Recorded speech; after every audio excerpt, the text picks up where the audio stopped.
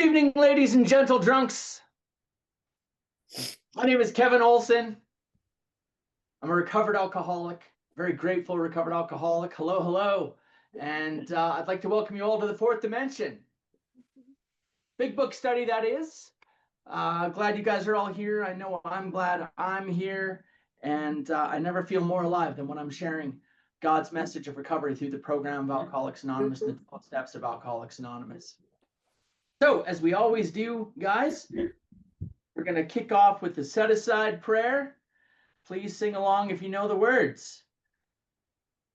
God, please help me to set aside everything I think I know about you, about me, about my fellow man, about the 12 steps. And please allow me to gain a fresh new vision, perspective, and understanding of what you, what me, what my fellow man, and the 12 steps are all about. Amen. And as this is the fourth dimension big book study, I always like to start off reading the two parts of our book that refer to the fourth dimension. So first of all, on page 8, Bill Wilson writes that I was soon to be catapulted into what I like to call the fourth dimension of existence. I was to know happiness, peace, and usefulness in a way of life that is incredibly more wonderful as time passes. Give me just a second, guys. I'm having a little... I've got dual monitors going on right now, and one of the monitors isn't, it's just not monitoring right now. There, now I can see you all. Okay, and then on page 25, which incidentally is my favorite page in the big book, Bill Wilson writes that we have found much of heaven and we have been rocketed into a fourth dimension of existence of which we had not even dreamed. We're going to be catapulted. We're going to be rocketed. And for the sake of tradition and custom of the fourth dimension big book study, for all who would, everybody please put one hand up like this. Everybody please put another hand up like this. And everybody go, oh yeah. I never get tired of that. It's my favorite part. I think maybe my favorite part of the whole week. We are not a glum lot. We absolutely insist on enjoying life in Alcoholics Anonymous. We absolutely insist on enjoying life. I love it.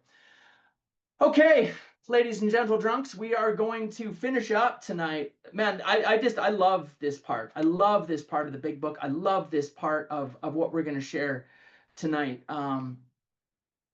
Just really like truly some of the most meaningful stuff that I ever learned or was ever taught to me in Alcoholics Anonymous, I'm going to share with you guys tonight. And I take it for granted sometimes that not everyone, knows some of the stuff I didn't know. We don't know when we get here, do we? We don't know. Wait a minute.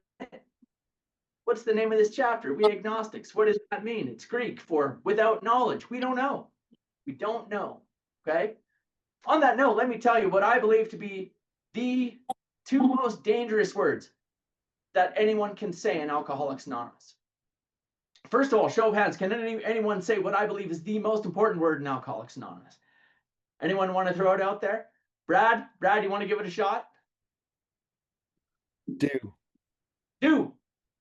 D-O, simple. D-O, do. It's the only thing that matters in AA.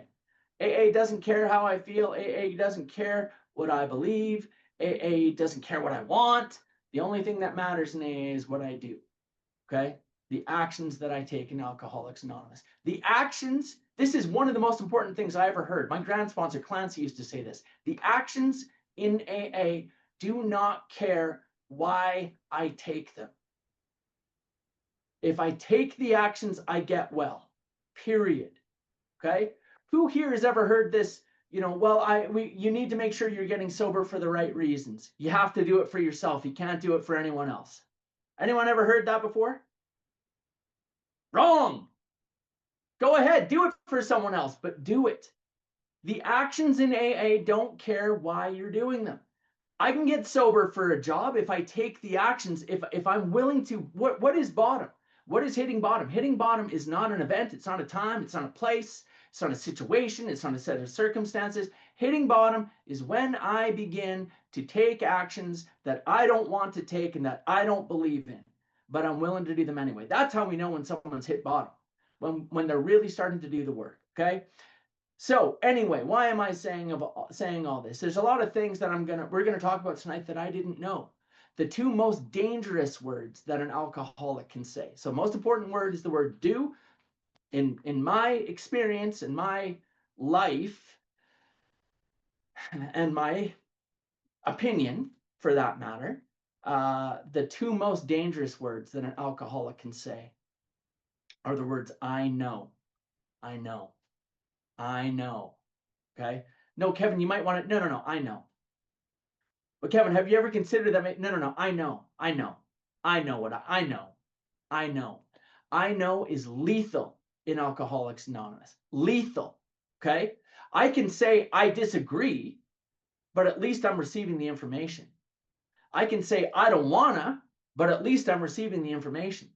I can say I don't like you or your dumb big book study or your dumb group or this whole place. Super. But at least I'm receiving the information. But when I say I know, I'm not even listening. I know is like a force field that goes up and it blocks out any new information. This immediate defense mechanism. Boom, I know. I know. We're so smart, aren't we? In AA, when we get here, I was so smart, I was almost dead. That's how smart I was when I got to AA. And we know so much. I thought I knew so much about recovery and about AA. Hey, man, I'd been around for 5 years in and out. I ought to have known something. I didn't know anything about AA. Okay. So anyway, guys, I'm excited. I'm excited to share some of this with you because these are all things that I didn't know. And we can't, Chuck Chamberlain used to say, we can't see till we can see, and we can't hear until we can hear. It doesn't matter. And it doesn't matter who's talking. The ghost of Bill Wilson could resurrect and try to 12-step me. And if I'm not listening, I'm not listening. Period. Because you know why? Because I know. I know. I know. I know. I know. I know. Anybody here know what I'm talking about? Okay. Anyone here ever know a lot? Okay. Ever been too smart for AA? Let me tell you something. It's important to understand this. There was never anyone who was, unintelligent enough to understand AA, but there's a lot of people like me who tried to think my way around and through and over and right out of AA many times. Okay. So anyway, I'm going to share some stuff with you tonight that I didn't know, and I couldn't hear it until I was listening. And it's some of the most beautiful stuff and really like transformational stuff in terms of my understanding of step 2 and Alcoholics Anonymous and simplicity of spirituality and all that good stuff. So what we're going to do, we're going to finish off the chapter, We Agnostics. And then we're going to go into way, way, way deep into the back of the book, into a place in the back of the book where they've been asking us several times to take a look at. And it's called the spiritual appendix. Okay. And there's a couple of places where it says, on page 25, it says fully explained in appendix 2. And then on page 27, it says for amplification, go to appendix 2. And then it says, please be sure to read appendix 2. Okay. And so we're finally going to get to appendix 2, and I'll show you why I like to wait. And when I sponsor people, by the way, I wait until the end of the chapter, We Agnostics, and then we go read the spiritual appendix, and I'll point out why. So to recap a couple things in terms of the chapter, We Agnostics, guys, with a show of hands, with a number of fingers on your hands. Okay. It's from 1, 2, 3, 4, or 5. Okay, I want to see everyone on the call. What step is the chapter We Agnostics about? Come on, everyone. We Agnostics is about step 2. We Agnostics is about step 2. Okay, it's step 2. That's what we understand. It's about step 2. So can anyone tell me, to go back in a little bit of history that we talked about at the beginning, and this is going to be apropos of the second appendix on spiritual awakening in second appendix. If I were to ask the question simply, who gives us step 2? Who gave us step 2? Okay, we would say Dr. Silkworth gave us step 1. Okay, who gave us step 2? Can anyone tell me? Carl Jung. Raymond for the win. Raymond for the win. Okay. Yes. Carl Jung. Carl Jung was the and you can go look on page 27 in our book. Okay, where he gives to Roland Hazard this idea that here and there, once in a while, alcoholics have had what are called vital spiritual experiences. Okay, so step 1 we get from Dr. Silkworth. Step 2, which we're on tonight, and we're going to follow up later with Dr. Jung again and a guy named William James. Okay, in a book that this man William James wrote. Okay, a psychologist named William James. We're going to understand where we got step 2 from and how Carl Jung actually got step 2. And this is new information. This is just new stuff that I learned over the last little while. Okay. Now, I think I saw someone on the call mouth the word Ebby, that we get step 2 from Ebby.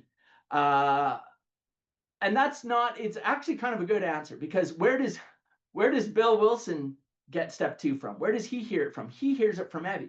Okay. Ebby comes to him and says, why don't you choose your own conception of God? Okay. And that melted the icy intellectual mountain in whose shadow Bill had stood for, years. And I understand all about icy intellectual shadows. Okay. Ebby got it from Roland. Roland gets it from Carl Jung. Okay. Dr. Silkworth, step 1, Dr. Carl Jung. We're going to come back to Carl Jung, gives us step 2. Alcoholics from time to time have had what are called vital spiritual experiences. Okay. So now, just in terms of review, guys, and this is, I can't underscore how important this is. We're going to review this, and then we're going to read through the rest of the chapter, We Agnostics. The 2 questions that we ask in step 2, okay, very simply, okay, because I think sometimes step 2 is like this really kind of nebulous, ethereal thing. Like it's, there's kind of a God, and we kind of know, and we kind of hope to like catch it when we come to AA, and we hope our sponsee will catch it. How do we do it? No, there are very definite directions. And there's 2 questions that I ask my sponsees. One is on page 47. Do I now believe, or am I even willing to believe, there is a power greater than myself? This is the first step 2 question, page 47. Do I now believe, or am I even willing to believe, there is a power greater than myself? That's a binary. Believe or don't believe, yes or no. I cannot have a percentage of God. There is no halfway. We're not asking, and by the way, I want to point out again, that question does not say, do you now believe in God? Do you now believe in God? It doesn't say that. Do you now believe, are you willing to believe there is a power greater than yourself? Even if that's your AA group, even if that's Alcoholics Anonymous in general, even if that's you've come to believe in the birds and the trees and the mountains and the seas, okay? Can you come to believe in anything at all? 99.8% of the time we believe, okay? We believe in something. The 0.2% of the time when someone says they're really struggling with it, the question that I ask, the way that I come back at that is to say, well, do you believe that I believe in something? Do you believe, from what you know of me, that I believe in something? And if they say yes, we can start out with that, because they have no real evidence that I believe in something other than seeing the evidence of it through me and who I am, and or who you are. Who I am doesn't really matter. The principle is more important than the personality. The principle is that we believe something, and you can come to believe in what we believe. Okay, and we can start there. Do you believe that I believe in something? Do you believe that? And if they say yes, we can start from there. Okay, beautiful. So that's question number 1. Do I now believe, or am I even willing to believe there's power greater than myself? Beautiful. Then on page 53, it says, when we became alcoholics, crushed by self-imposed crisis, we could not postpone or evade. We had to fearlessly face the proposition that either God is everything or else he is nothing. God either is or he isn't.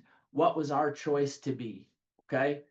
It's funny. We had a speaker here in Calgary. We had a big roundup conference, the Calgary Gratitude Roundup over the weekend.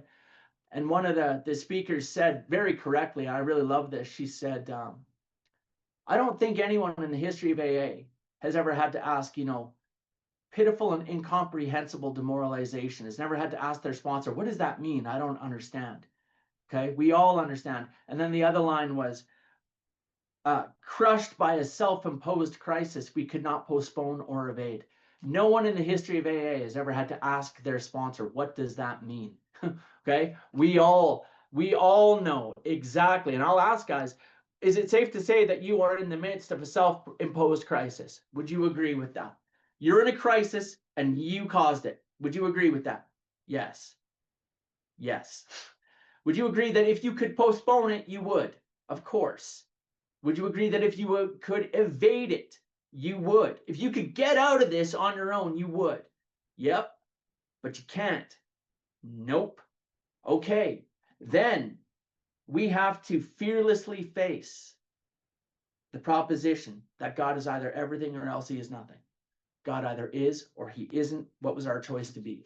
And as I joked last week, if you give a self-professed intellectual like me, and I'm the only one professing it, by the way, no one else is professing this, but if you were to ask me, God, Kevin, is God everything or else is he nothing? I could wax poetic on that for hours, and I could think out and trip out about God is either everything or else he is nothing. Okay, and I'll spin around in circles on something like that. So I had to keep it simple. And the way that I have simplified this question for myself and for sponsees and Alcoholics Anonymous is simply to ask. In question 1, you agree. You believe in something. Yes? Yes. Okay. Question 2, God is either everything or else he is nothing. The power that you believe in, do you believe that power is more powerful than alcoholism? Or do you believe that alcoholism is more powerful than that power that you believe in? And 100% of the time, with the hundreds of men I have asked that question, they all agree. No. This power is more powerful than alcoholism. Beautiful. Congratulations. You're done step 2. That's it. It's that simple. In order for step 2 to take effect in my life, I have to believe 2 things. Number 1, that there is a power. And number 2, that power is bigger than my problems. Simple. Done. That power, I don't even have to admit problems. I don't want to get ahead of it. Okay? That power is bigger than my alcoholism and my drug addiction, for that matter. Do you believe that power is bigger? Yes, absolutely. Okay? Great. You're done step 2. Beautiful. I don't tell God how big my problems are. I tell my problems how big my God is. Okay? I used to work, I had a coworker down in Texas who used to just wear a bracelet that said, God is big enough. I love that, man. I love that. God is big enough, undoubtedly. Okay? And God is bigger than my problems. That's it. Very simple. Okay? So with that said, guys, we're gonna read the rest of the chapter, and I'm gonna share with you some really beautiful stuff. And we're gonna talk about where God is tonight. We're gonna talk about where he is, or she, or it, or they, or them, or whatever. But we're gonna talk about where God is on page 55, and then it reiterates it again in the spiritual appendix. And I'm so grateful to the sponsor and the sponsors that I've had in my life that were able to connect these dots for me and help me to understand some of this stuff. Okay. So with that said, Brad, my man, are you ready to read for us tonight? You bet. All right. So everyone, we are on page 53, arrived at this point. Okay. Hey, everybody. I'm Brad Soto, a recovered alcoholic. Hi, Brad. Page 53. Arrived at this point, we were squarely confronted with the question of faith. We couldn't duck the issue. Some of us had already walked far over the bridge of reason toward the desired shore of faith. The outlines and the promise of the new land had brought luster to tired eyes and fresh courage to flagging spirits. Friendly hands had stretched out in welcome. We were grateful that reason had brought us so far, but somehow we couldn't quite step ashore. Perhaps we had been leaning too heavily on reason that last mile, and we did not like to lose our support. That was natural, but let us think a little more closely. Without knowing it, had we not been brought to where we stood by a certain kind of faith? For did we not believe in our own reasoning? Did we not have confidence in our ability to think? What was that but a sort of faith? Yes, we had been faithful, abjectly faithful to the God of reason. So, in one way or another, we discovered that faith had been involved all the time. We found too that we had been worshippers. What a state of mental gooseflesh that used to bring on. Had we not variously worshipped people, sentiment, things, money, and ourselves? And then, with a better motive, had we not worshipfully beheld the sunset, the sea, or a flower? Who of us had not loved something or somebody? How much did these feelings, these loves, these worships have to do with pure reason? Little or nothing, we saw at last. Were not these things the tissue out of which our lives were constructed? Did not these feelings, after all, determine the course of our existence? It was impossible to say we had no capacity for faith or love or worship. In one form or another, we had been living by faith and little else. Imagine life without faith. Were nothing left but pure reason, it wouldn't be life. But we believed in life, of course we did. We could not prove life in the sense that you can prove a straight line is the shortest distance between 2 points, yet there it was. Could we still say the whole thing was nothing but a mass of electrons created out of nothing, meaning nothing, whirling on to a destiny of nothingness? Of course we couldn't. The electrons themselves seemed more intelligent than that. At least so the chemist said. Hence we saw that reason isn't everything. Neither is reason, as most of us use it, entirely dependable, though it emanate from our best minds. What about people who proved that man could never fly? Yet we had been seeing another kind of flight, a spiritual liberation from this world, people who rose above their problems. They said God made these things possible, and we only smiled. We had seen spiritual release, but liked to tell ourselves it wasn't true. Actually, we were fooling ourselves, for deep down in every man, woman, and child is the fundamental idea of God. It may be Okay, a so we're going to stop there. Okay, guys, this is one of the first clues on where we find God, where I can find God, and where we can see God in others. Okay, because and we'll come back to that, but that's a key point in terms of forgiveness down the road, is being able to see God in others as well. Where do we find God? In ourselves, deep down within. Okay, so I want you to make a note there. That's number one. There's 3 times they're going to refer to where God is, where I find God.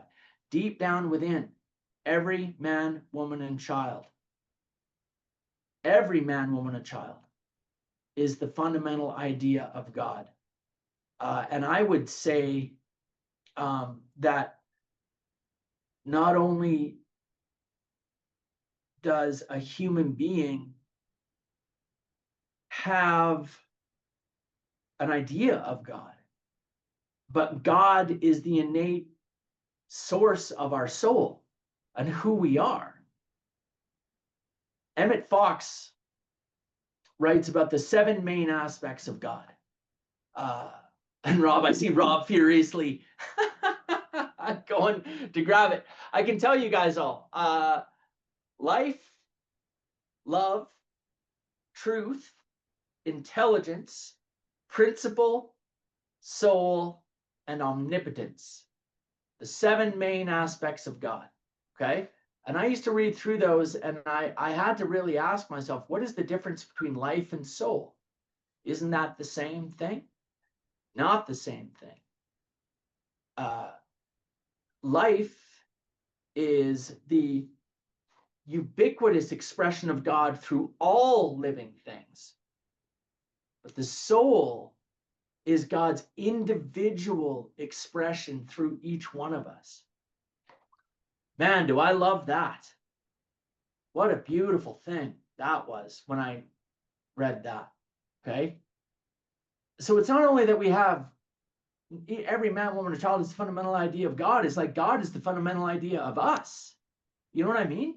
Like God's is the life of expression individualized through us. God has the power to be completely unified through all living things, and yet have an individual expression through each one of us and an individual relationship with each one of us. Isn't that beautiful? And the word undivided means no, individual. Sorry, that's what it is. The word individual means undivided. How strange is that? But that's the truth. Individual, each one of us is an individual, yet we are undivided. Because deep down in every man, woman, and child is the fundamental idea of God. And I would say God is the fundamental idea of every man, woman, and child. That God is the expression, the individualized relationship within every man, woman, and child. And where we see you, where I see you, I must see God. And so when we talk about, indulge me for a moment, but I'm going to talk about Emmett Fox a little bit more. And for anyone who doesn't know who Emmett Fox is, Emmett Fox was a spiritual writer in the 20s and 30s, and even before that. And like Emmett Fox is like the big book before the big book was the big book. Okay, pre-big book, they were reading Emmett Fox, and they were going to see Emmett Fox's presentations, and they were talking about Emmett Fox Sermon on the Mount, and I'm going to talk about Emmett Fox's, what he writes about the Lord's Prayer, Our Father, and how revolutionary just those two words are, Our Father, and how that alone, when we say those words, the power of them, okay? Because first of all, it sets up the relationship between us and God. That it is a parent and a child relationship. It is not a king and a peasant relationship. It is not a tyrant, dictator, and a slave relationship. It is a parental relationship. And with rare exceptions, of course, but for the most part, guys, how do parents typically feel about their children? Absolute love. I understand there's some outliers and some bad relationships and stuff like that, but for the most part, would you agree that the typical relationship between a parent and their child is one of deep unconditional love? Okay, you take that and multiply it times infinity. That is the love that God has for us. I used to struggle with this idea that God wants the best for me. Like, why would God want the best for me? Like, I don't understand that. Okay. But what I had to concede the fact that I really truly believe my sponsor, Alan, he wants the best for me. And I believe that I certainly, without question, want the best for my sponsees. I absolutely, in my heart of hearts, I want the best for them, 100%. Okay. And so multiply that again times infinity and think about what God must, if I want that for my sponsees alone, and I can believe that God wants the best for me, or rather my sponsor wants the best for me, what can I believe about what God must want for me? Okay. So our Father. Okay. And then the other thing about our Father is, like, I talked about we're individuals, but we are undivided. Okay, if he's my Father, it doesn't say the Father or Father or anything like that. It says our Father. He's my Father and he's your Father as well. We all share the same Father, and if we share the same Father, then most definitely we are truly brothers and sisters in the truest sense of the word, and we are all unified by this power. Okay. So when it says deep down in every man, woman, and child is the fundamental idea of God. Okay, I believe that for me. I believe that for you. I believe that for all of us. And that is the power of just those two words, our Father. Okay. So now let's talk about the downside. Okay. Deep down in every man, woman, and child is the fundamental idea of God. But Brad, read the next sentence for us, please. It may be obscured by calamity, by pomp, by worship of other things, but in some form or other it is there. For faith and a power. Okay. So let's talk about this. And I want everybody make a little line to make a note. Bill's story, page 13. Okay. Bill's story, page 13. 12 and 13, really. Bill Wilson says, he's talking about God. He says, for a brief moment, I had needed and wanted God. There had been a humble willingness to have him with me, and he came. But soon, the sense of his presence was blotted out by worldly clamors, mostly those within myself. Okay? Those worldly clamors, pomp, calamity, worship of other things. Let's break those down. I know, Rob, I just saw put some definitions in the chat. Thank you for that. Simply, pomp is ego. Okay? Me thinking how great I am. I don't need any God. Kevin's the God. I'll take care of everything. Don't worry about it. Okay? KO's got it, man. Okay? No worries. Or what the other thing I would do is, like, rather than make God the director and I'm the actor, okay, I need to get sober, so I'm going to give God a part in my play, but I'm still going to be the director. I can intellectually consent to the idea of a God, but it is far, far from me surrendering all the way to God. Okay? And for me, absolutely being willing to take any direction and in a hopeless state of direction, and the spiritual surrender that is required for me to have to start truly taking direction. Okay, so that's pomp. And Harry Thibault, one of the psychiatrists that worked with us in early Alcoholics Anonymous, talked about the amazing recuperative power of the alcoholic ego. Okay, that I think it was someone over the weekend again. Danelle, do you remember Kenna talking about, like, we throw in the towel and then we spend the rest of our sobriety starting to pull it back. Okay, we all come to AA, we take that newcomer chip and we throw in the towel, and then we start tugging on a little bit, like, well, maybe I can take this back, and then life pulls back the other way, and we have to let go again. Please, God, help me, over and over. Okay, the amazing recuperative power of the alcoholic ego. I'll take over again and again and again. And most of us know about the first surrender, and a lot of us know even about the second surrender. But most definitely, man, there are more surrenders coming. And any old timers here, I'm sure Gail can attest to. Gail and Judy and any of the other older timers can attest. There's more surrenders coming. Okay, there's lots of surrenders.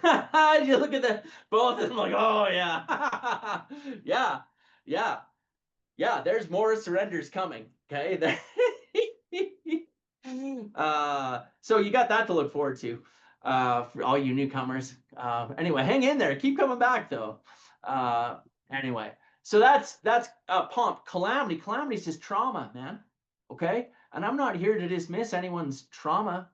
I will tell you that nobody ever made a bigger mess out of trauma than an alcoholic. Okay? Because what I like to do is take trauma and turn it into another word that sounds a lot like trauma, which is drama. Okay, and that's what I do. And I'm not here to dismiss your trauma. I'm really not. I'm just saying that I, as an alcoholic, man, I'll turn trauma, and you turbocharge that trauma with the self-pity that a human being like me is capable of, one of my defects of character. And as soon as I found out that my trauma was basically a get out of jail free card, and that it meant that I wasn't culpable or responsible for anything I ever had to do in my life, because don't you know that this thing happened to me, and I just used that like a weapon against the world for years. Okay, you don't understand. My case is different. I was harmed, I was abused, I was treated poorly, I was toxic, this and that, and on and on and on. And please,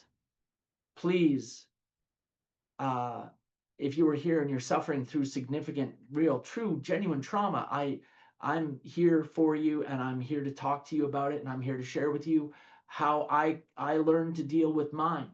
Okay. I'm just saying that these things I used as a barrier between me and you, and a barrier between me and God. Okay. And as long as I was stuck in my self-centered little prison of trauma, there was no chance of me ever getting sober or me ever having any kind of a life whatsoever. Because I used trauma as a weapon against you and against anyone who ever came near me. Okay. And then worship of other things. So we got pomp, ego, calamity, trauma, and worship of other things. What other things are we likely to worship? Money, the opposite sex or same sex as it might be. Okay. Love, relationships, reputation, what you think of me. Okay. As we like to say, my first drug of choice is what you think of me. That's my first drug of choice. Okay. My first drug of choice is other people's opinion of me. That's my, okay. I get it. These are the things that we worship. Okay. And what Bill Wilson is saying is that, yes, deep down in every man, woman, and child is the fundamental idea of God. There had been a humble willingness to have God with me, and he came. But soon the sense of his presence was blotted out by worldly clamors, mostly those within myself. They're obscured by pomp, calamity, and worship of other things. Okay? But nonetheless, where do we find God? Deep down within. Okay? So how do we access this God deep down within us? If we got all these worldly clamors and this pomp and this calamity and these worship of other things, we're doomed. What are we going to do? We know from Dr. Young, we got to have this vital spiritual experience, but I can't get God because there's too much of me between me and God. How do we get the rest of it out? How do we clean it out? Woo, do I have a program for you? Okay, we've got a 12-step program, custom tailored, custom designed to help clean out the things that are blocking us. And we're going to talk about that. Blocking me from what? Blocking me from the sunlight of the Spirit. Okay, Brad, let's keep going.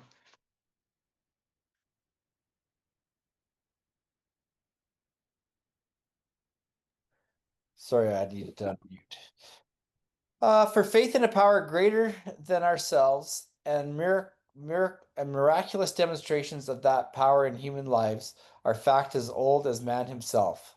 We finally saw that faith in some kind of God was a part of our makeup, just as much as the feeling we have for a friend. Sometimes we had to search fearlessly, but he was there.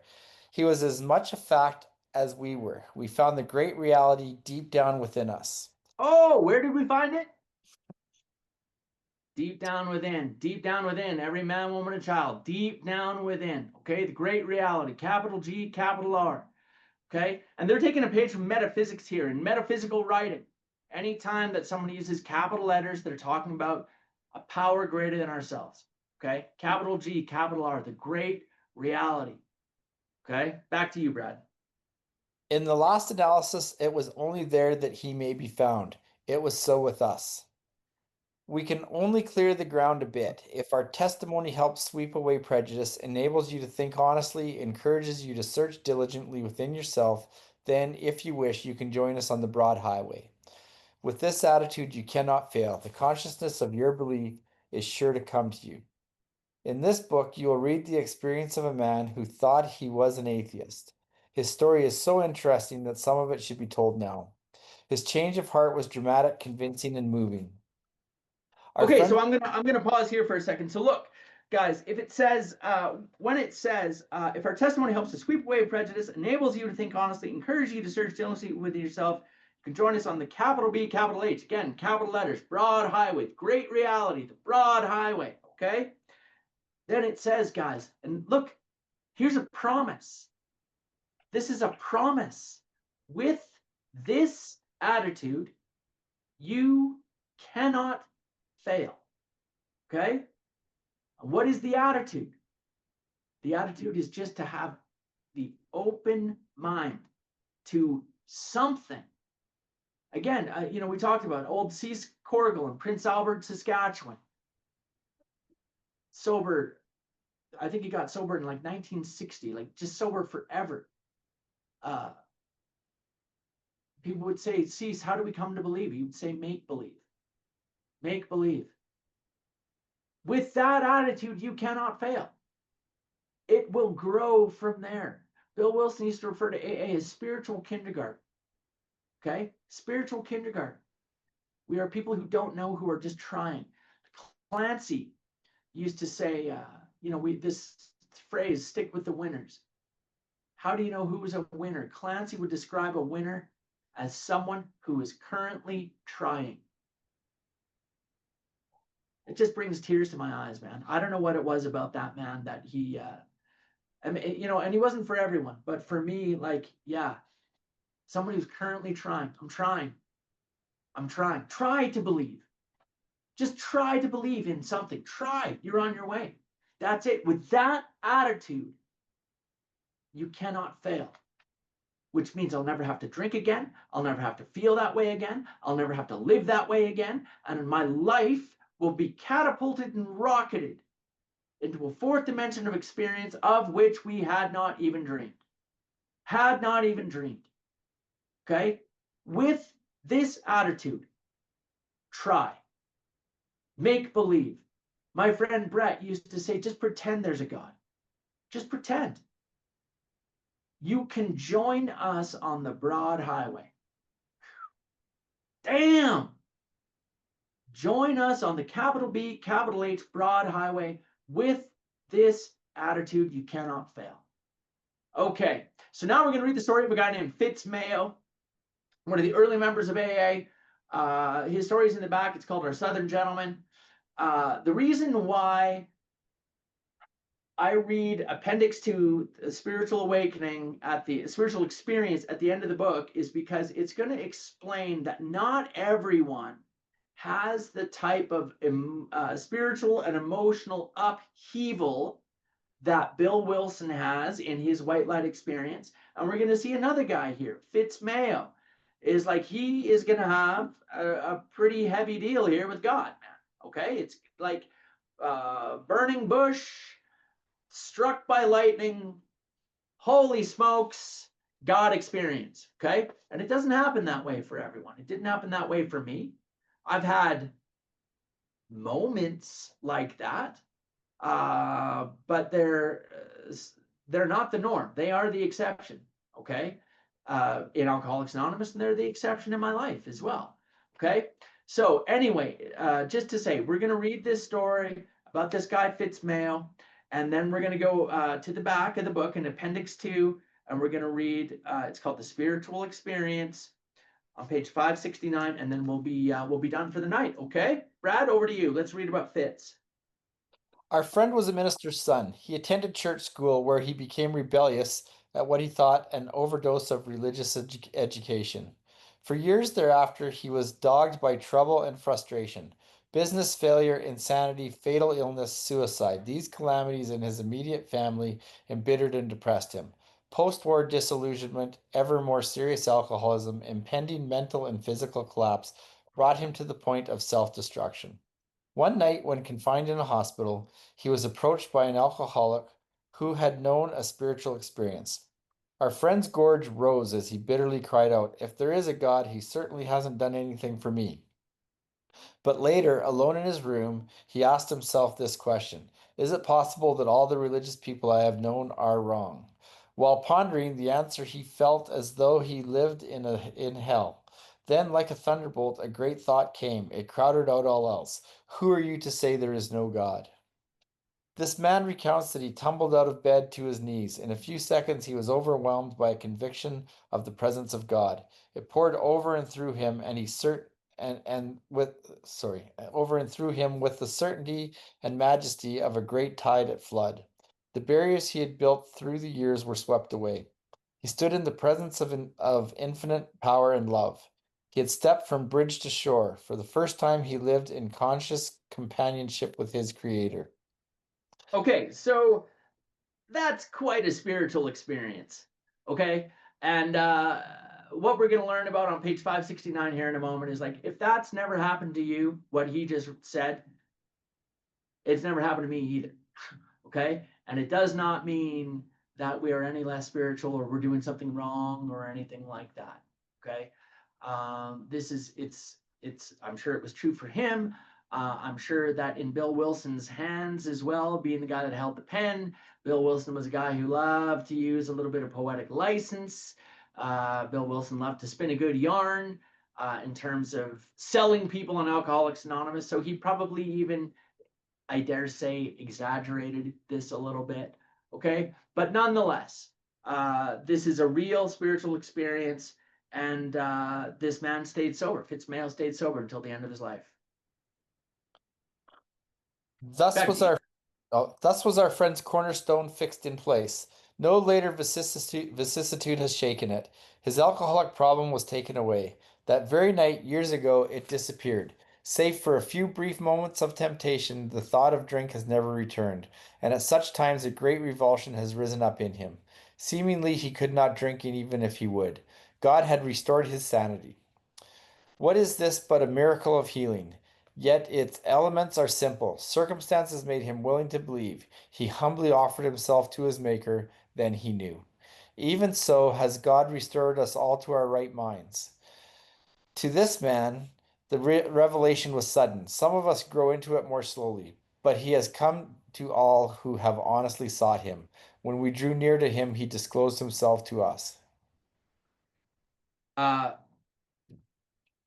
Yeah, beautiful. I've often said, and I'll always say, if I take half a step back towards God, which is just to say, if I just try, God will take 10 steps back towards me. Sister Ignatia at the Akron Hospital used to say, God's favorite sound is the voice of a stranger, voice of someone that God has never heard from before. For the first time, God just smiles ear to ear when he hears from us for the very first time. And it's really a touching thing, to think about someone who has never had a relationship with God for the first time in that moment of grace, saying prayer for the first time. That is a really beautiful thing. And it's when I stopped talking God in of Alcoholics Anonymous. I used to sit around, I don't know about y'all, but I used to sit around in meetings and talk about God. Anybody here do that? Anybody here ever just sit around and talk about God? Okay. It's when I stopped talking about God and I started talking to God. Talking to God. That's when my life changed. Okay. And what a beautiful thing. Okay, well, listen, we're coming up. We got about 10 minutes left. And so everybody, now we will, as it is indicated, we will flip to the back. We're going to go to page 569. And I'm going to share this with you as well. It's going to indicate one more time where we find God deep down within every man, woman, and God. Every man, woman, and child is a fundamental idea of God. We find the great reality deep down within. Okay, again, within. In the last analysis, it is only there that he can be found. We're going to find one more time. And then I'm going to, for all of you AA history buffs as well, this won't be as jazzy, I don't think, for anyone who's new or new to sobriety. And if you are and you're here and you're new, welcome. I love you very much. And thank you for coming. And please just keep coming here. And if some of this doesn't ring out or make sense or strike a chord with you yet, just keep coming here, man. Beautiful things have happened at this study over the last 15 years that we've been doing it. I can't even believe that's true, but it is true. We've been doing it a long time. Please, you are welcome, you are wanted, and you are needed. And I love you deeply. And please, if you're new, you've never been here before, just keep coming. On that note, for anyone, though, some of the older timers and the history buffs, I'm going to share some stuff with you that I just learned recently when we talk here about William James. So, page 569, second appendix, spiritual experience. What I want you to understand, they're going to talk about the first printing of the book. So this spiritual experience did not appear until the second edition of the big book. Okay. In the first edition, this did not exist. And so people read the first edition and they listened to Bill Wilson's story. And then they listened to this guy, Fitzmail, they read his story and they thought like, well, man, like, what am I doing wrong? I want a refund. There's something wrong with my book, man. Okay. I don't know what book that guy's reading, but that didn't happen to me. I want a refund. Okay. And so they, that's funny. That got some laughs. I'm going to use that again. Okay. You got to gauge your audience, man, you know. Trying out some new material tonight. Okay. But let's read it now because well, you'll see exactly what we're talking about. Brad, over to you. All right, Appendix 2, Spiritual Experience. The terms spiritual experience and spiritual awakening are used many times in this book, which, upon careful reading, shows that the personality change sufficient to bring about recovery from alcoholism has manifested itself among us in many different forms. Yet it is true that our first printing gave many readers the impression that these personality changes or religious experiences must be in the nature of sudden and spectacular upheavals. Happily for everyone, this conclusion is erroneous. In the first few chapters, a number of sudden revolutionary changes are described. Though it was not our intention to create such an impression, many alcoholics have nevertheless concluded that in order to recover, they must acquire an immediate and overwhelming God consciousness, followed at once by a vast change in feeling and outlook. Among our rapidly growing membership of thousands of alcoholics, such transformations, though frequent, are by no means the rule. Most of our experiences are what the psychologist William James calls the educational variety, because they develop slowly over a period of time. Quite often, friends of the newcomer are aware of the difference long before he is himself. He finally realizes that he has undergone a profound alteration in his reaction to life, that such a change could hardly have been brought about by himself alone. What often takes place in a few months could seldom have been accomplished by years of self-discipline. With few exceptions, our members find that they had tapped an unsuspected inner resource which they presently identify with their own conception of a power greater than themselves. Okay, beautiful. And to me, that is the most beautiful description of what we do in Alcoholics Anonymous.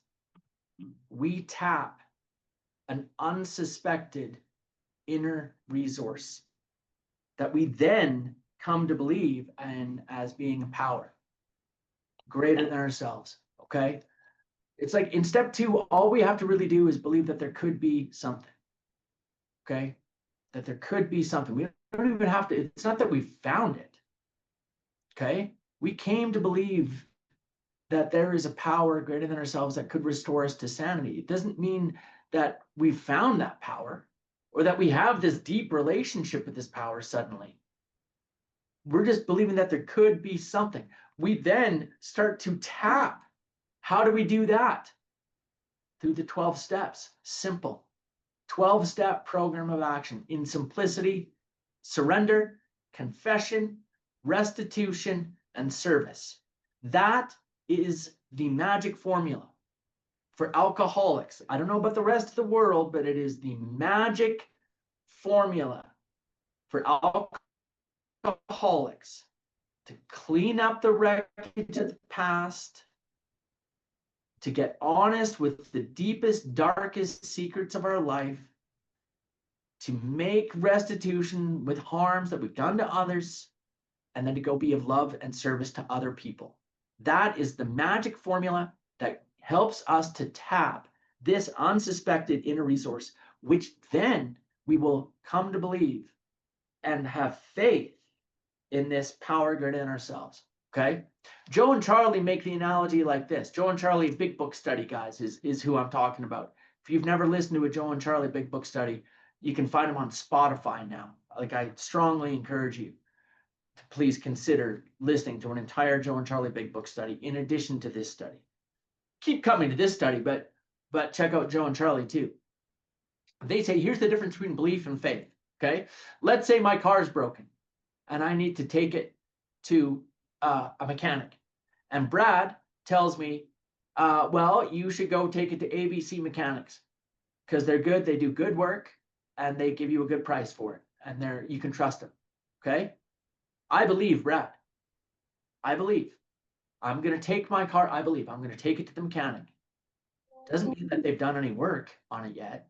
Doesn't mean that anything has happened to me at all. I just believe they're going to do a good job. Now, a couple hours later, I get my car back. Man, did they do a great job. And the price is right. And they were good guys, and I trust them. And now what do I have? Now I have faith. Now I have faith. Okay, so we take our broken engine to a mechanic named God, and we believe, because we've heard from y'all that he's going to do good for us. We take it to him, and man, does he work miracles and transformations in our life. Then we have faith. Then we have faith. We tap this unsuspected inner resource through the application of the 12 steps, and then we build faith. Okay, I want to talk about this guy, William James, for a minute. So William James wrote a book called The Variety of Religious Experience. I'm sure Rob will post something about it. It's a very interesting book, very difficult book to read. Very, very difficult. It's a lot like our big book. Okay, the first portion of it is very, very dense academic material about spiritual transformations that human beings can have. And then the end of it is a series of stories, lots of little stories, just like our big book. Okay, our big book, the first 164 pages is the basic text. At the end are stories. Varieties of Religious Experience, written by William James, is not a book about alcoholism whatsoever. But without exception, every story in the back is someone who is in suffering and pain and crisis, sometimes self-imposed and sometimes not. But just to say, no one comes to God delicately. No one comes to God, and we come in screaming hot, on fire, and bleeding when we get to God. Most of us, okay? We come in moments of grief and trauma is when we find God, and that's certainly the way it is in AA. I've said this before, but in the Hindu tradition, there's a saying that they have that people who are closest to death are also those who are closest to God, and that's a beautiful thing. This is what I just recently learned, and I wanted to share with you. In 1909, in Massachusetts, at Clark University, Carl Jung met William James for the first time event. Carl Jung, up until that point, believed, as his colleague Sigmund Freud did, there is no God, man is God, man, the scientific mind, and psychoanalysis, we can solve everything. And Carl Jung was swayed by William James at that conference that in some cases in the human condition, maybe there could be a time where there is times to be open-minded to powers greater than yourself. And it was actually a clairvoyant, like a psychic, that really swayed. It's not that the psychic swayed Carl Jung. It's that he could not believe, he was amazed that an academic like William James could be open-minded to the idea of studying a clairvoyant and studying a mystic and studying this medium person, that and what they believed. And William James is a great psychiatrist in the United States, in Massachusetts, was still open to studying this stuff and allowed him to begin to believe that made minded to other forms of spirituality and other ways of thinking, and encouraging intellectual freedom and not being dogmatic about what we believe, but rather being open-minded, could be of great benefit. And that is where Carl Jung got that message from William James in 1909, and he shared that message, thank God, with Roland Hazard, who then, thank God, shared it with Ebby, who shared it to Bill, who shared it to Dr. Bob, and thank God someone shared it with me. Okay, and with this attitude, you cannot fail. You can join us on the broad highway, and that attitude is simply, there could be something. How do we come to believe? Make believe. Pretend there is a God. Keep my mind open. start looking, and then start tapping the unsuspected inner resource. How do we do that? By taking actions in Alcoholics Anonymous, by accessing God through the 12 steps with a sponsor, in a home group, with commitments, through the book, and your life will take off like a rocket. Gold will start falling out of the sky. I'm convinced of it. It's my experience, and I've seen it happen in the lives of several of my sponsees over the years. Okay. Anyway, with that said, Brad, why don't you take us out for the rest of the chapter, and we'll say goodnight. Most of us think this awareness of a power greater than ourselves is the essence of spiritual experience. Our more religious members call it God consciousness. Most emphatically, we wish to say that any alcoholic capable of honestly facing his problems in the light of our experience can recover, provided he does not close his mind to all spiritual concepts. He can only be defeated by an attitude of intolerance or belligerent denial. You can only be defeated by an attitude, and that attitude, belligerent denial, is saying, no, never, there is no God, I won't have it.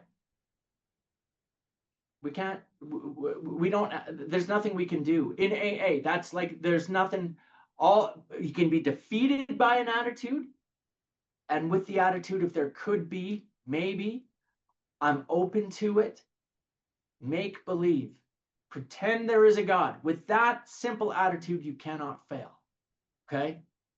What attitude am I going to have? Back to you, Brad. We find that no one need have difficulty with the spirituality of the program. Willingness, honesty, and open-mindedness are the essentials of recovery, but these are indispensable. There is a principle which is a bar against all information, which is proof against all arguments, and which cannot fail to keep a man in everlasting ignorance. That principle is contempt prior to investigation. Herbert Spencer. Okay, so Herbert Spencer was he was an English philosopher and psychologist in the 1800s. And what he's saying there basically is like, I say no to something before I've even listened to it.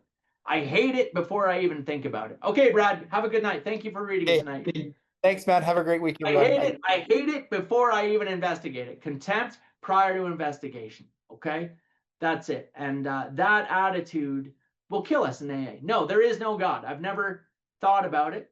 Okay, and as I've said, one of the first directions I give my sponsees is to start praying. Okay, and that's before we do step 2. I don't care. It's an action. You start praying. I don't care if you believe or not. I want you to start praying anyway. Okay, and with that, if they're willing to start doing that, man, with that attitude, they cannot fail. Even if they're like, God, I don't believe in you, and I know that this is all mumbo jumbo, but my sponsor told me I have to do this if I want to stay sober and I don't want to drink anymore. Amen. Beautiful. Beautiful. And Alcoholics Anonymous is a place where we can pray our way into faith. God, I don't have any faith in you. I don't believe in you. I don't trust you, but I don't want to drink anymore. Amen. God smiles ear to ear with a prayer like that, man. It can grow from there. Outstanding. Beautiful. Okay, guys, let's not, don't everyone run away. We're going to end tonight. But one of my favorite things to do, as most of you will know, is we'll just, everyone stay online, please. And we'll just go around the room and around the circle and everyone say hello and let us know where you're from. We got people from all over the world on the call tonight. What an absolute joy and what a message of unity around Alcoholics Anonymous worldwide for us all just to say hello to one another and to quickly introduce ourselves. So with that said, guys, I would like to end tonight, and we'll end tonight as we talked about our Father. Let's end tonight with the Lord's Prayer, okay? Join along if you will. Our Father, who art in heaven, hallowed be thy name. Thy kingdom come, thy will be done as in heaven. Give us this day our daily bread. Forgive us our trespasses. Forgive those who trespass against us. Lead us not into temptation. Deliver us from evil. Thine is the kingdom, power, and the glory, forever and ever. Amen.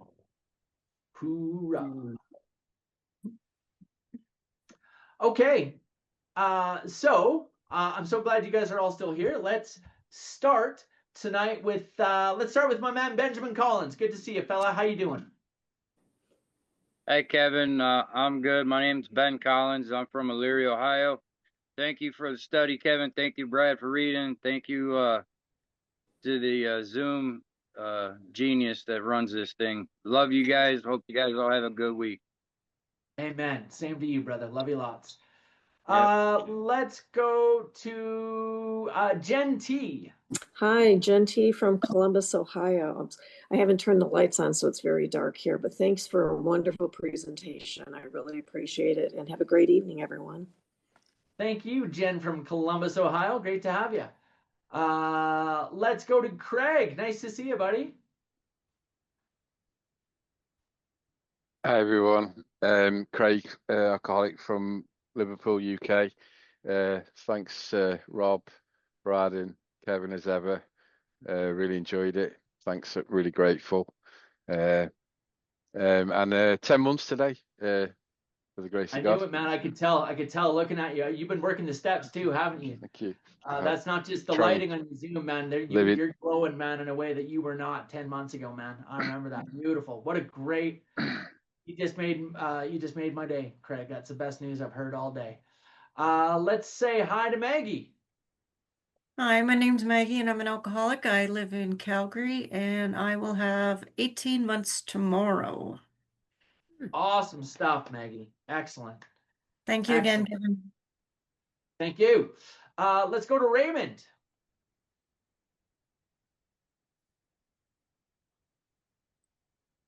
And he might not be there, so we'll come back to him if we get a chance. Let's go to Nicola B. Are you there?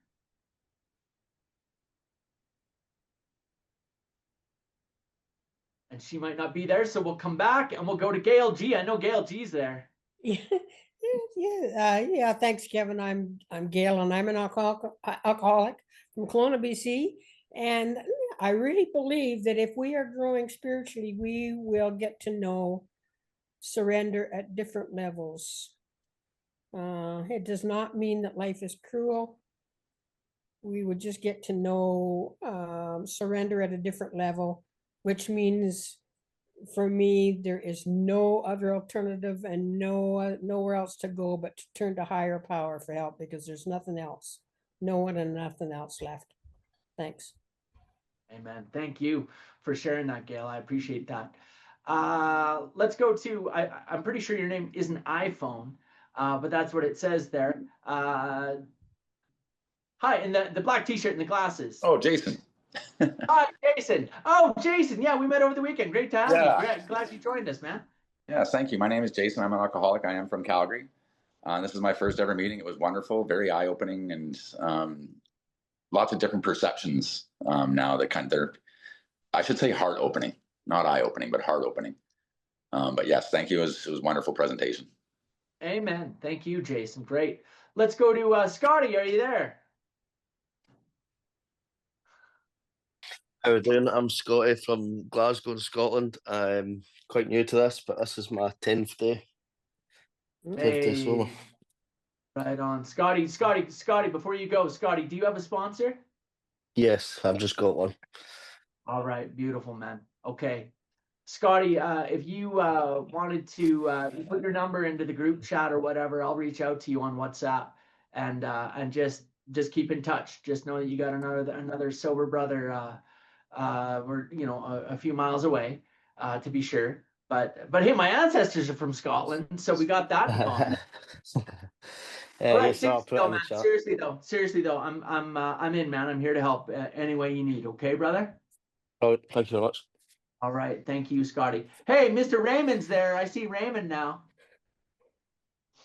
Yes, my name's Raymond, a recovered alcoholic after a hard days of retirement work. I am from Long Island, New York.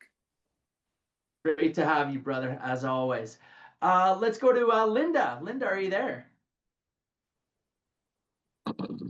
Yeah, I'm here. Hi, Linda. My name is Linda. I'm an alcoholic. I'm in this program over 31 years. And by the way, I'm originally from West Ferry, Long Island, New York.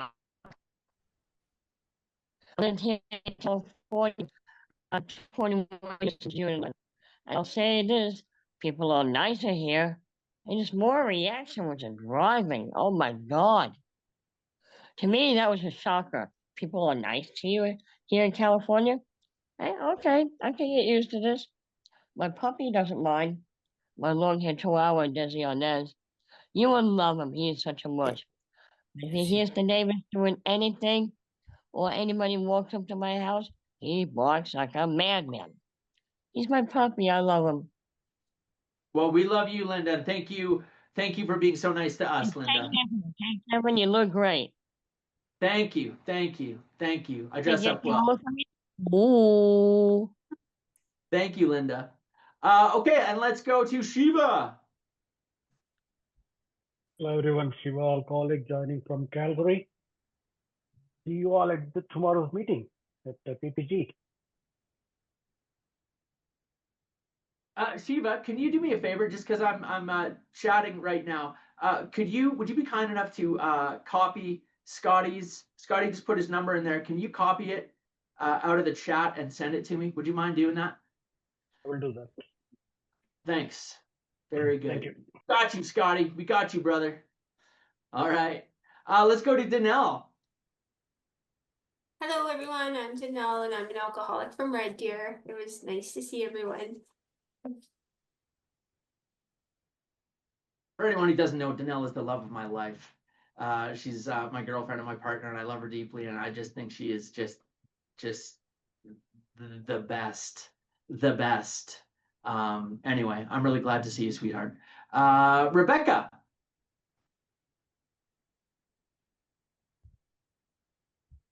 Hi, I'm Rebecca. I was in the program for a long time, but recently just came back. I had a year on March 7th. And thank you. I live in Warren, Ohio, which is about half an hour or maybe an hour from Dr. Bob's. Cool. I think Benjamin Collins there seems to know where Warren, Ohio is. He just gave you the metal horn, so that's a good sign. Awesome. You guys must be neighbors. That's great. Cool. And one of these days I'll make it down. Well, you guys you just had Founders Day not long ago, right? Like last weekend.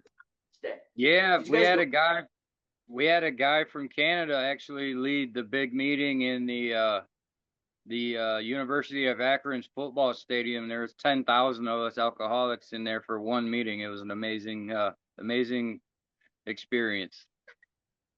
Who was the speaker? What was his name? Do you remember? Yeah, it was Martin A. He's originally from Glasgow, but he moved. No, he's from Hamilton. I was texting with him just the other day because I texted him. I was trying to talk to him, and he's like, he's very humble. I mean, he didn't tell me, oh, by the way, I'm the big deal at the Founders Day. He just said, hey, I'm at Founders Day right now. I'm not able to chat. Can I get back to you next week? I was like, well. Yeah, he had a really good lead.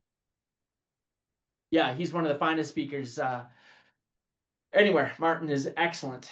Excellent. Well, that's really cool. That's good. I'll reach out to him and let him know you gave him the seal of approval, Ben. Absolutely. Okay. Judy Pops. Yeah, I'm Judy and I'm a recovered alcoholic and I'm from Massapequa, New York. Thanks, Kevin. Thanks, Rob. Thank you. Thank you. Great to have you every week, Judy. Richard K. Thank you, Kevin. My name is Richard, and I'm a real alcoholic from St. Louis, Missouri. Welcome to anybody that's new. And this is the greatest news for the alcoholic. Amen. Amen. I love it. Let's go to Luda. Yeah, hello. My name is Luda. I'm a recovered alcoholic from Norway. And guys, like always, tonight I was walking with giants. Thank you very much. Amen, brother. Great to have you. Is Emma Jean on the call? I am indeed. How are you, Kevin? My name is Emma Jane from Dublin in Ireland. And thank you very much. Well, you're very welcome. You're very welcome. I'm glad you're here. Thank you, Emma Jean. Is Natalie HLNM there?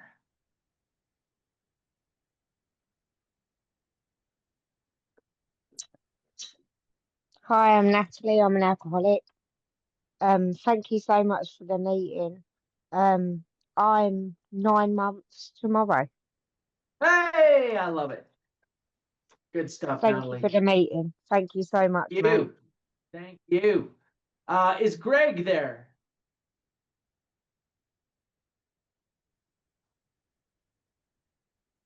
You may not be there, in which case, unless I'm mistaken, the only person left to introduce is the man, the myth, the legend, the man who makes it all three-dimensional, Mr. Rob K from Toronto. Hi, everybody. Rob K, recovered alcoholic. You know, Kevin, you know what today is? June 16th. Okay, history lovers. Now, some people say that Dr. Bob got his medical convention dates incorrect and that he was a week late or a week early on what he said. So if the medical records are correct of when the convention happened, today would have been Founders Day. But we do not celebrate it on the 17th. We celebrate it on the 10th when Dr. Bob originally said that that's when he got back from the convention. So, but it's interesting. And Kevin, I want to thank you for bringing up Emmett Fox. You do know that his Emmett Fox's secretary was part of AA.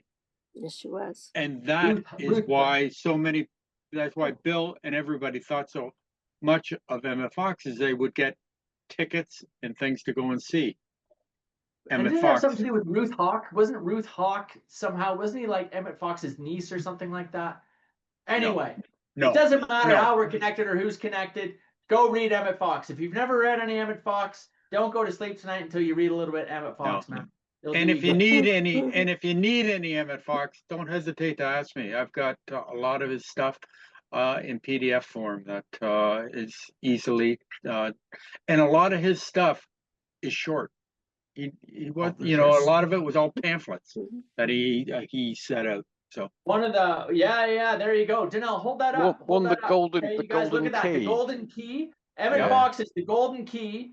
Is just that. It is one of the golden keys. I'm going to summarize it for you right now. If you have a problem, if I have a problem, if I will stop thinking about the problem and instead think about God, the problem will be removed. Okay? And that think about God. That is not that's not about praying to God or telling God or whatever. Like, to think about God, to raise my mind to the level of consciousness that I'm thinking about God. You know, those 7 main attributes. God is love, life, truth, intelligence, soul, principle, omnipotence. Okay, you don't have to memorize those. Think about God. When I used to think about God, what do you think about? I think about like a sunrise. I think about, you know, little children, little happy, healthy children laughing and giggling. If little happy, healthy children laughing and giggling isn't the sound of God's voice, I don't know what is. Okay. People have asked me, what do you think God looks like? And I say, I think that God looks like a tree blowing in the wind. Okay. Because you can't see the wind, but we can see evidence of the wind in the leaves.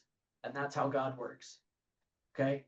We can't see God, but we can see evidence of his miracles everywhere. So think about a tree, think about whatever. But while I'm thinking about all that stuff, what am I not thinking about? My problems. Okay. If I stop thinking about my problems and elevate my mind and my thinking to the level of God consciousness, the problem will be removed. Okay. You don't believe me? Try it. Try it. Okay. And that's the golden key. To Rob's point about it being short, it's like that book. Danelle, how many pages is that book? 10? 12? 14. 14. Yeah, no, the golden key is like 2. This is like 21 essays, but it's like 3 pages for the golden key. Oh, the original golden key, for sure. And don't think that you need to get some ancient texts like Danelle has either. Like, I have it. Look, I'll show you on my phone right now. This is I just want you guys to see, like,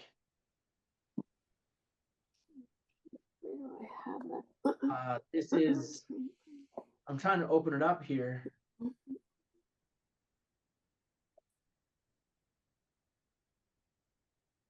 There. Oh, I can't, I'm trying to find the title page so you can see what I'm really talking about, but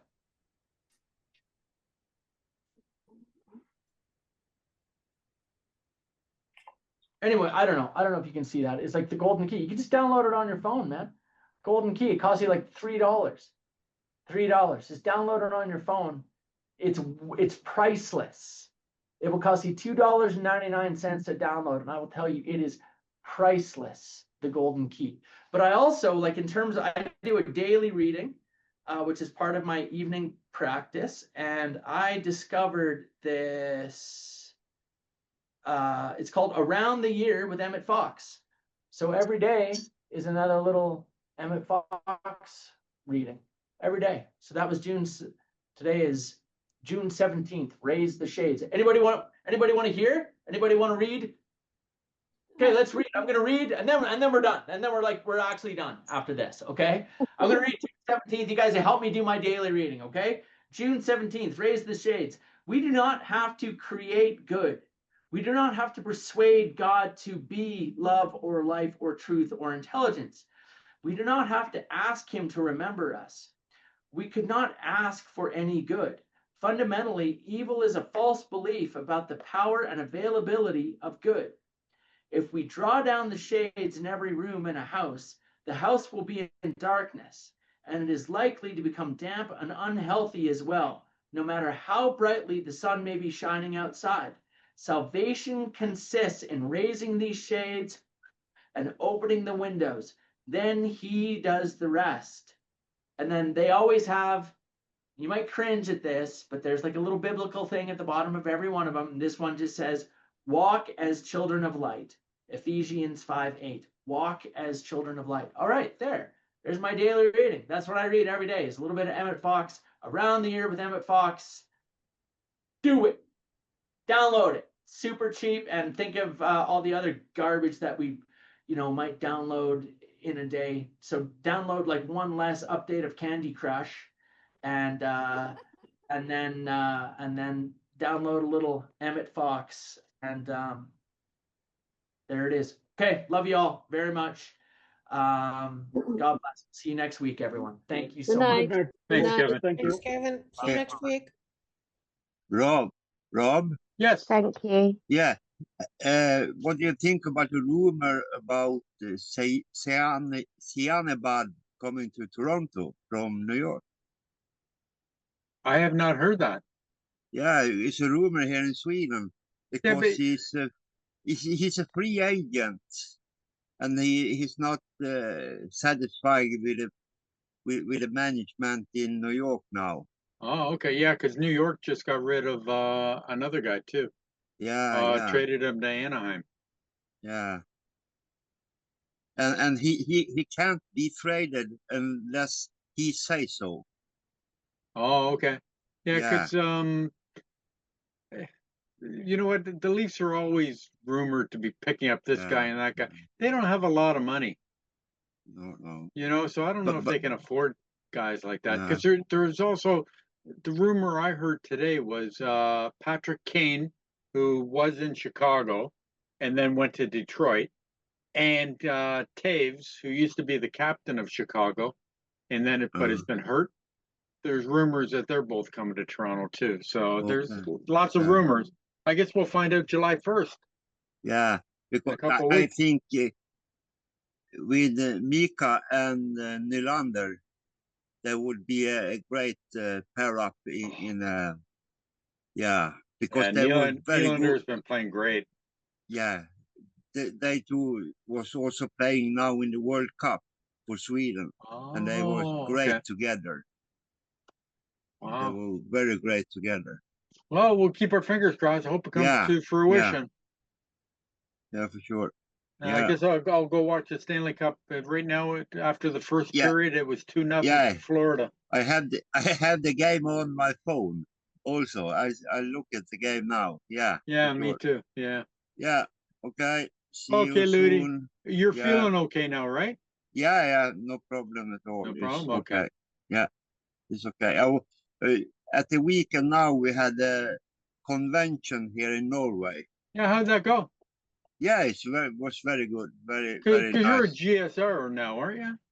Yeah, I'm a DR, district Okay. representative for my district here in Wow. District 17. Yeah. It's Excellent. nice. Yeah. Good. You enjoying it? Yeah. That's what it's all about. Ja, You know, be in the ja. middle of AA.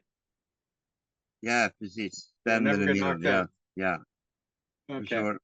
Yeah. I'll Yes. let you go then, my friend. I'll see you at the next meeting. See you. Bye bye. Bye. Thanks, Lizzie. Bye bye. Good luck fishing.